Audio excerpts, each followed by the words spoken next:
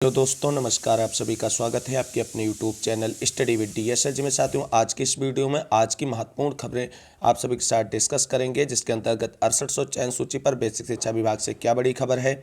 List revisit या dB में जाने पर फैसला बहुत जल्द लेगी सरकार।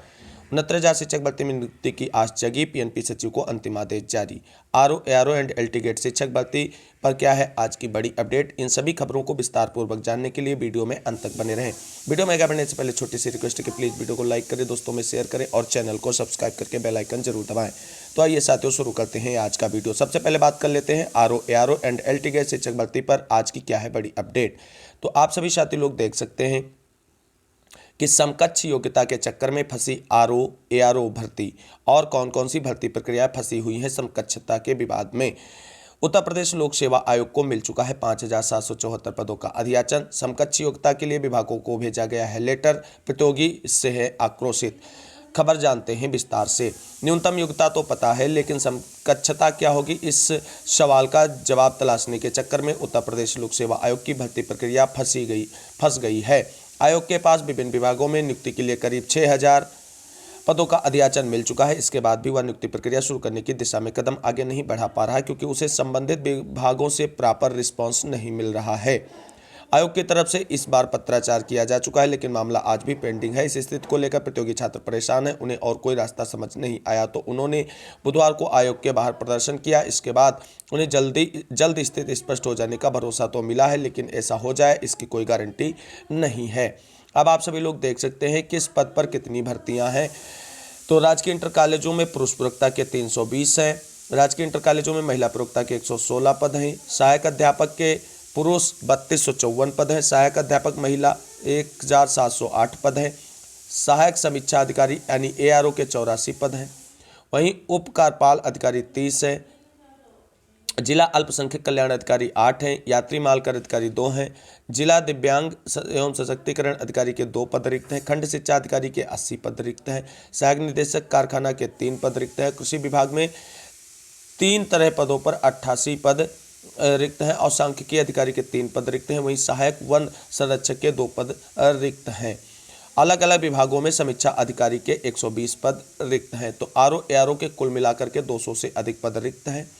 वहीं आपको एलटी गेट के आप सभी लोग देख सकते हैं लगभग 1700 महिला, 3200 लगभग 5,000 के समथिंग ये पद रिक्त हैं।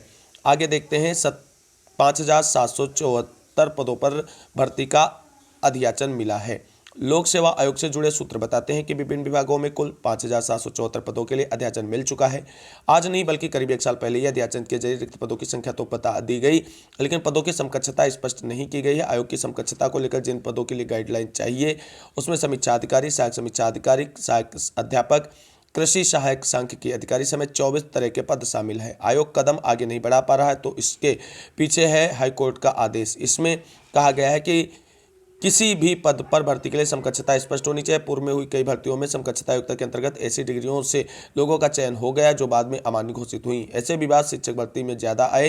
हाईकोर्ट के आदेश के बाद आयोग ने जिस भर्ती में समकक्ष योग्यता स्पष्ट नहीं थी उसे संशोधित करने के लिए शासन को भेज दिया है और समकक्ष योग्यता के निर्धारण के लिए विभागों से जानकारी मांगी गई। इसके डिटेल के साथ अधियाचन मिलती ही भर्ती प्रक्रिया शुरू कर दी जाएगी। विनोद गौड़, उप सचिव यूपीपीएससी। तो साथियों, इस तरीके से आप सभी लोग देख सकते हैं लगभग 6,000 पद रिक्त हैं और उनकी अधियाचन की प्रक्रिया पूरी होने के बाद उनका भर्ती विज्ञापन अभी तक नहीं जारी किया जा सका है यूपीपीएससी की तरफ से, क्योंकि समकक्ष योग्यता जो है उसका विवाद अभी सॉर्ट आउट नहीं हो पाया है सभी विभागों की तरफ से। मूव करते हैं आज की अगली प्रमुख खबर की तरफ।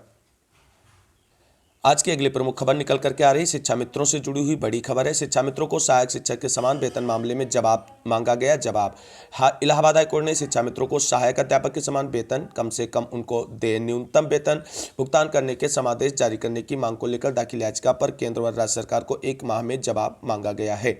यह आदेश न्यायमूर्ति प्रकाश पाड़िया ने वाराणसी के जितेंद्र कुमार भारती की याचिका पर दिया है।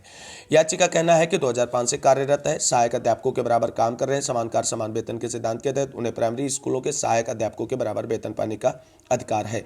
ऐसा न करना उनके संवैधानिक अधिकारों का हनन है। अनुच्छेद 14, 16, 21, 23 एवं 39D का उल्लंघन है। याचिका की सुनवाई 5 अप्रैल को होगी और 5 अप्रैल को सरकार यानी उत्तर प्रदेश सरकार और केंद्र सरकार की तरफ से इसमें जवाब दाखिल करने को कहा गया है। अब देखना यह है क्या शिक्षा मित्रों की इस याचिका पर राज्य सरकार और केंद्र सरकार की तरफ से सहायक अध्यापक के बराबर वेतन देने को स्वीकारा जाता है या इस मामले में किस अन्य तरीके से हलफनामा लगा करके आगे की कार्रवाई के लिए प्रोसीड किया जाएगा।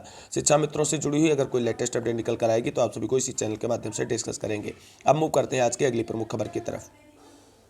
अगली प्रमुख खबर निकल कर आ रही है, भर्तियों में मनमानी पर कसेगा शिकंजा, नगर निकाय में आरक्षित पदों का मामला, निदेशालय ने सभी निकायों से मांगी है रिपोर्ट। नगर निकाय में आरक्षित पदों पर भर्ती के नाम पर होने वाली मनमानी पर लगाम लगाने की तैयारी है। अब भर्ती करने से पहले नगर निकाय को शासन को बताना होगा कि आरक्षित वर्ग के कितने पद स्वीकृत हैं और कितने भरे व खाली हैं। खाली होने पर स्थिति साफ करनी होगी। स्थानीय निकाय निदेशालय ने प्रदेश के सभी नगर निकायों में सभी संवर्गों में आरक्षित व खाली पदों के बारे में पूरी रिपोर्ट मांगी है। नगर निकायों से यह भी पूछा गया है कि केंद्रीय सेवा और केंद्रीय सेवा के समूह खा गा व घा के कुल कितने पद आरक्षित हैं। दरअसल नगर निकायों के स्तर पर होने वाली भर्तियों में तमाम प्रकार की गड़बड़ियों की शिकायतें मिल रही हैं। खासकर आरक्षित श्रेणी के पदों पर होने वाली भर्तियों में गड़बड़ी होने की अधिक शिकायतें मिल रही। इसी श्रेणी को लेकर सर्वाधिक विवाद सामने आए हैं। इसके मद्देनजर स्थानीय निदेशालय के अवस्थापना शाखा ने सभी नगर निकायों से इस संबंध में विगत 3 वर्षों में आरक्षित श्रेणी के पदों पर हुई भर्तियों का ब्यौरा उपलब्ध कराने को कहा है। पदवार ब्यौरे के साथ ही पूछा गया है कि आरक्षित वर्ग के पदों पर पदोन्नति की क्या स्थिति है, अगर पदोन्नतियां अटकी हैं तो क्या वजह है। स्थानीय निकाय निदेशालय भर्ती प्रक्रिया में पूरी पारदर्शिता चाहता है। उसका मानना है कि खाली पदों को किसी कीमत पर मनमाने तरीके से न भरा जाए, इसलिए ऐसे ही पदों के बारे में पूरी जानकारी एकत्र कराई जा रही है। तो ये एक बड़ी कार्रवाई हो सकती है साथियों, और इस तरीके से अगर कार्रवाई मूर्त रूप दिया जाता है तो कहीं ना कहीं आप सभी को पारदर्शिता जरूर देखने को मिलेगी आने वाले समय में। अब मूव करते हैं आज की अगली प्रमुख खबर की तरफ, जो 69,000 शिक्षक भर्ती में आंसर के प्रकरण से जुड़ी हुई है। क्या है खबर, जान लेते हैं विस्तार से। 69,000 शिक्षक भर्ती में नियुक्ति की जगह आज पीएनपी सचिव को अंतिम आदेश जारी। खबर को समझते हैं विस्तार पूर्वक। आप सभी लोग देख सकते हैं इस खबर को। एक अंक से चयन से वंचितों में बढ़ी नियुक्ति की उम्मीद। और याचिका अभ्यर्थियों के पक्ष में हाईकोर्ट ने दिया था निर्णय, अवमानना पर समय देने से इनकार। 19 को लगी है अगली सुनवाई। याचिकाओं में उलझी 69,000 शिक्षक भर्ती पूरी नहीं हो पा रही है। आरक्षण में त्रुटि का आरोप लगाकर आरक्षित वर्ग के अभ्यर्थी चयन सूची संशोधित करने के हाईकोर्ट की लखनऊ खंडपीठ के आदेश से उलझे ही हुए हैं कि एक अंक से चयन से बाहर हुई याचिका कोर्ट के आदेश के बावजूद नियुक्ति की प्रतीक्षा में है। एक अंक मामले में अभ्यर्थियों की अवमानना याचिका पर हाईकोर्ट ने उत्तर प्रदेश परीक्षा नियामक प्राधिकारी पीएनपी सचिव को और समय देने से इनकार कर दिया है। साथ ही आदेश के अनुपालन में हलफनामा दाखिल करने के लिए 10 दिन का समय दिया है। इससे करीब 1.5 वर्ष से प्रतीक्षा कर रहे अभ्यर्थियों को नियुक्ति मिलने की उम्मीद जगी है। मामले पर अगली सुनवाई 12 अप्रैल को होनी है। इस भर्ती के उत्तर कुंजी विवाद मामले में हाईकोर्ट की डबल बेंच ने 25 अगस्त 2021 को शैक्षिक परिभाषा वाले प्रश्न पर मेरिट में आ रहे याची अभ्यर्थियों को नियुक्ति देने का आदेश दिया था। करीब 7 माह बाद इस आदेश के खिलाफ राज्य सरकार ने याचिका 1 नवंबर 2022 को खारिज कर हाईकोर्ट के डबल बेंच के आदेश को सही ठहराया था। इसके अनुपालन में पीएनपी ने 11 जनवरी से 19 जनवरी 2023 तक ऑनलाइन प्रत्यावेदन लिया और परीक्षण के बाद करीब 2300 याची अभ्यर्थियों की सूची बेसिक शिक्षा परिषद को अंतिम चयनित गुणांक के अनुसार तैयार किए जाने के लिए भेज दी है। उधर अभ्यर्थियों ने अवमानना याचिकाएं भी लगाई हैं। याची अभ्यर्थी दुर्गेश शुक्ल ने बताया कि लखनऊ खंडपीठ के एकल बेंच के आरक्षण मामले में आदेश का हवाला देते हुए एक अंक विवाद में 4 माह का अतिरिक्त समय मांगा जा रहा है, जिसे कोर्ट ने नहीं माना। इससे अभ्यर्थियों को राहत महसूस हुई है और उम्मीद है कि आंसर के प्रकरण में जो भी अभ्यर्थी इसके अंतर्गत आ रहे हैं उनकी नियुक्ति प्रक्रिया पर अब जल्द ही बड़ी कार्रवाई बेसिक शिक्षा विभाग की तरफ से देखने को मिलेगी। या क्या होता है अगली कोर्ट सुनवाई में, क्या लगाया जाएगा हलफनामा सरकार और पीएनपी की तरफ से आंसर के प्रकरण में नियुक्ति प्रक्रिया को लेकर के। हालांकि हाईकोर्ट का रुख सकता है और जल्द ही अब बेसिक शिक्षा विभाग को इनकी नियुक्ति प्रक्रिया पर बड़ा कदम उठाना पड़ेगा। अब मूव करते हैं आज की अगली प्रमुख खबर, जो 69,000 शिक्षक भर्ती में 6800 चयन सूची से जुड़ी हुई है। साथियों आप सभी को बता दें 6800 चयन सूची पर बेसिक शिक्षा विभाग से क्या बड़ी खबर निकल कर आ रही है और लिस्ट रिविजिट या डीबी जाने पर क्या फैसला है जल्द। साथियों आप सभी को बता दें 6800 चयन सूची में चयनित अभ्यर्थी बहुत परेशान है अपनी नियुक्ति प्रक्रिया को पूरा कराने के लिए, क्योंकि आप सभी को बता दें जिस तरीके से हाईकोर्ट की सिंगल बेंच से 6800 लिस्ट को निरस्त कर दिया गया है और ये स्वीकार किया गया है अपने आदेश में कि जो 6800 चयन सूची सरकार की तरफ से जारी की गई ये आरक्षित वर्ग को कहीं ना कहीं पूर्ण लाभ नहीं दे रहा है और एक आंशिक लाभ देने वाली लिस्ट थी और इसका कोई लीगल वेस्ट नहीं बनता है और इसको प्रूव्ड भी कोर्ट सरकार में नहीं कर पाई है, इसलिए इस लिस्ट को निरस्त किया गया है। लेकिन अब आपको बता दें अभी तक सिंगल बेंच के आर्डर को लेकर के बेसिक शिक्षा विभाग ने आगे की कार्रवाई पर कोई फैसला नहीं लिया है। अभी तक फिलहाल बेसिक शिक्षा विभाग की तरफ से डिसाइड नहीं किया गया है कि सिंगल बेंच के आर्डर के अकॉर्डिंग लिस्ट रिविजिट की जाएगी या 6800 की लिस्ट को डिफेंड करने के लिए डीबी में जाएगा। हालांकि जब डीजी सर से मुलाकात की गई अभ्यर्थियों के द्वारा यानी 6800 चयन सूची वाले अभ्यर्थियों के द्वारा तो उन्होंने बताया है कि अभी बेसिक शिक्षा विभाग ने इस पर कोई फैसला नहीं लिया। अभी भी असमंजस की स्थिति बनी हुई है कि सरकार 6800 लिस्ट को लेकर के डीबी जाए या सिंगल बेंच के आर्डर के अकॉर्डिंग जो पूर्व में 3 सूचियों के तहत नियुक्ति प्रक्रिया हुई थी उसको रिविजिट किया जाए।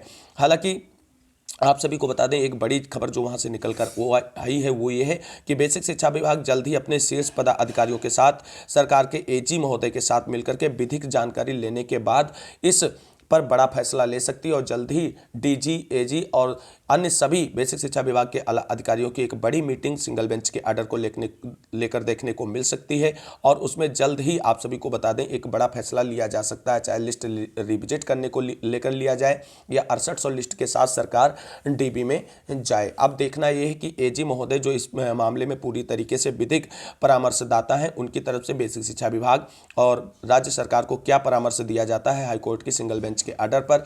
क्या सिंगल बेंच के आर्डर के अनुपालन में डिसीजन होगा या डीबी जाने की तैयारी करेंगे एजी महोदय। अब सब कुछ एजी महोदय के इस परामर्श पर निर्भर करता है कि बेसिक शिक्षा विभाग को क्या परामर्श देते हैं। अब देखना यह है कि बेसिक शिक्षा विभाग के आला अधिकारियों, डीजी महोदय और बेसिक शिक्षा मंत्री वर्तमान में देश के बाहर हुए हैं, इसलिए उनकी अभी कोई गणना नहीं की जा रही, लेकिन बेसिक शिक्षा विभाग के आला अधिकारी और एजी महोदय की मीटिंग 1 से 2 दिनों में प्रस्तावित है। जैसे ही इस मीटिंग से कोई बड़ी अपडेट निकल कर आएगी 6800 चयन सूची पर, तो आप सभी को बता दें, आप सभी को इसी चैनल के माध्यम से उसके बारे में जानकारी दी जाएगी। हालांकि बेसिक शिक्षा मंत्री जी ने भी पूरी तरीके से आश्वस्त किया है कि आरक्षित वर्ग के अभ्यर्थियों के हितों का ध्यान रखा जाएगा और 20 दिन का समय मांगते हुए जो उनको समय दिया गया उसके अंदर उम्मीद की जा रही है कि 6800 चयन सूची में चयनित अभ्यर्थियों के हित में कोई बड़ा फैसला निकल कर आएगा। आप सभी को बता दें बेसिक शिक्षा विभाग की तरफ से। अब देखना यह है कि एजी महोदय, डीजी और बेसिक शिक्षा विभाग के आला अधिकारियों की मीटिंग कब होती और क्या उस पर डिसीजन निकल कर आएगा, लिस्ट रिविजिट या डीबी जाने का फैसला लिया जाएगा। जो भी अपडेट आएगी वहां से आर्डर मीटिंग से वो आप सभी को चैनल के माध्यम से डिस्कस करेंगे। वहीं आपको बता दें 13156 वाले अभ्यर्थियों की तरफ से डीबी में याचिका फाइल कर दी गई है और जल्द ही आप सभी लोगों को उस पर सुनवाई होती नजर आएगी और वहां पर आप सभी को बता दें केस स्टेटस और कोर्ट जो है कॉज लिस्ट जो है कोर्ट सुनवाई की जल्द आप सभी को देखने को मिल सकती है। हालांकि कुछ साथी 6800 के भी निकल चुके हैं, डीबी पहुंच गए हैं 13156 वाले अभ्यर्थियों के साथ, लेकिन आप सभी को बता दें 6800 चयनितों को अभी बिल्कुल भी डीबी जाने की तैयारी नहीं करनी चाहिए, क्योंकि सरकार को साथ लेकर के ही डीबी जाए तभी आप सभी को भलाई हो सकती। हालांकि एक बात ये भी सच है कि 6800 की लिस्ट जो आई थी वो भी धरना प्रदर्शन और आंदोलन से आई थी और इसकी नियुक्ति प्रक्रिया भी धरना प्रदर्शन और आंदोलन के बलबूते ही अगर बाहर से करा लिया जाए तो ज़्यादा बेहतर रहेगा। सभी 6800 साथी संगठित रहें और एकजुटता से प्रयास करते रहें। आप सभी की नियुक्ति प्रक्रिया कोर्ट से बाहर भी हो सकती है अगर सरकार चाहे तो। अब देखना यह है क्या होता है इस मामले में। आगे जो भी अपडेट निकल कर आएगी आप सभी को चैनल के माध्यम से समय समय पर डिस्कस करेंगे। इसके लिए चैनल से जरूर जुड़ें। इस वीडियो को अंत तक देखने के लिए आप सभी साथियों को तहे दिल से शुक्रिया, बहुत बहुत धन्यवाद। मिलेंगे अगली वीडियो में, तब तक के लिए सभी साथियों को जय जय भारत, वंदे मातरम। आप